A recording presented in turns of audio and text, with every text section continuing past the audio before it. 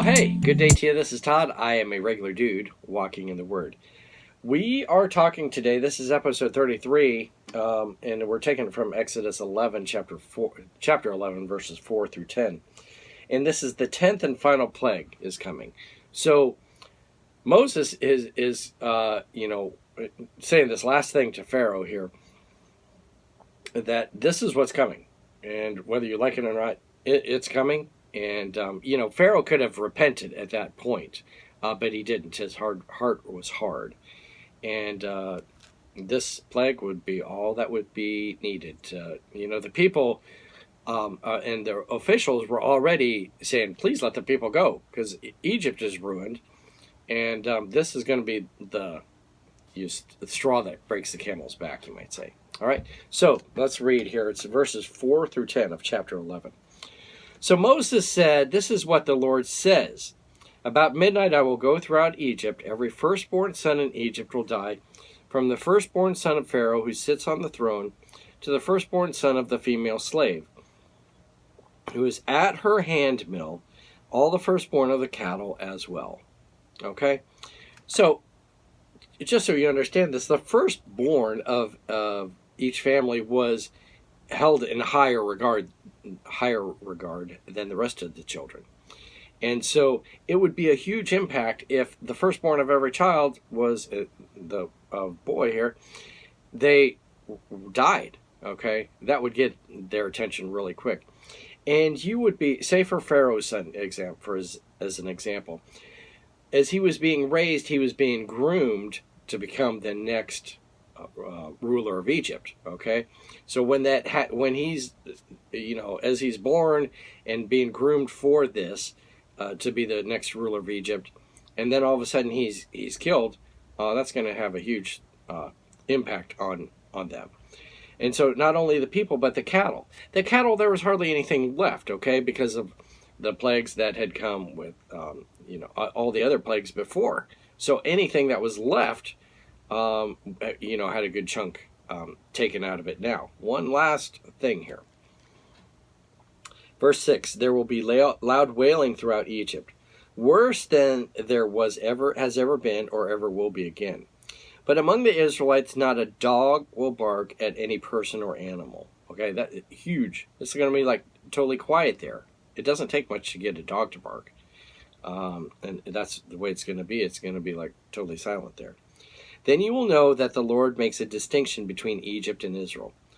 All these officials of yours will come to me, bowing down before me and saying, go, you and all your people who follow you. After that, I will leave. Then Moses, hot with anger, left Pharaoh. Okay? Moses had, given these plagues and stuff. He was like, surely, it's got to get Pharaoh's attention with this one. Finally, it's the 10th one here. And he's like, I've had it. This is it. And he leaves hot with anger. But in verse 8, it says, all these officials of yours are going to bow down to me and say, please go. They've already, a lot of them had said, Pharaoh, you need to let these guys go, or they're ruining Egypt.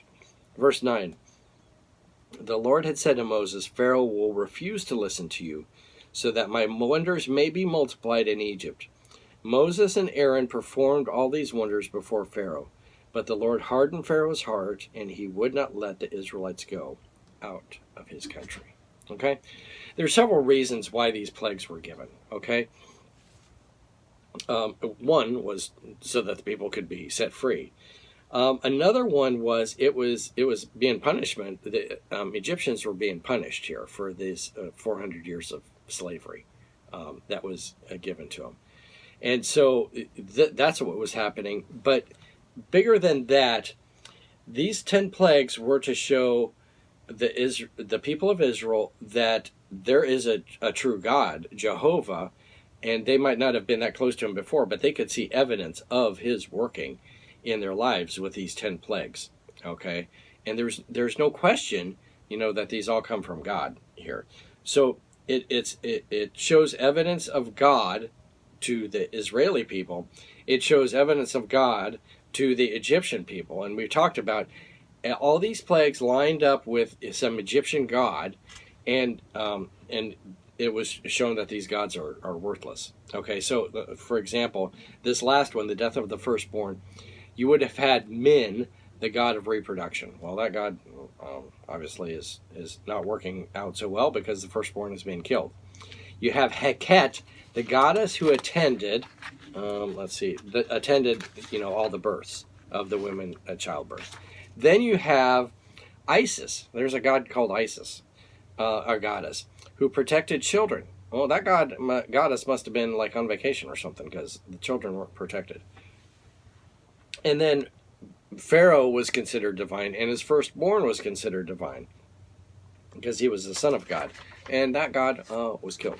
So all those things. So it's to show Israel the true power of God, and they would need that reassurance as they traveled on to the Promised Land.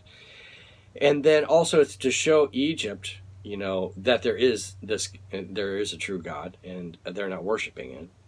And then finally, it's to show the world, there is this true God. Okay, so even today it has an impact on us as we read through this. It's like, it's obvious there is a true God, Jehovah.